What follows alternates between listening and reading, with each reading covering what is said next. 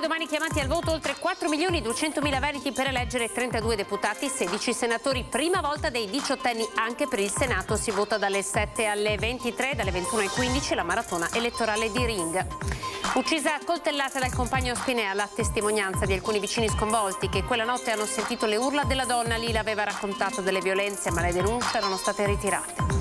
Stagista morto a 18 anni, oggi il sopralluogo di tecnici, medici legali e la BC Service di Noventa. Prevista una perizia cinematica sulla lastra che ha travolto il ragazzo.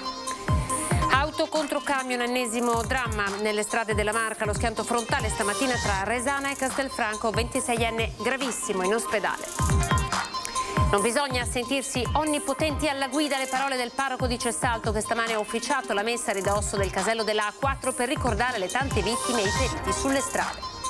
Ritrovata la 13enne di Poiana Maggiore che era sparita da casa 10 giorni fa. I carabinieri raccontano come sono arrivati a lieto fine. Arrivano al culmine le celebrazioni del bicentenario della morte di Antonio Canova, sepolto il 16 ottobre 1822 nella sua Fossagno. Mostre, pubblicazioni e lavori di restauro al centro dei programmi.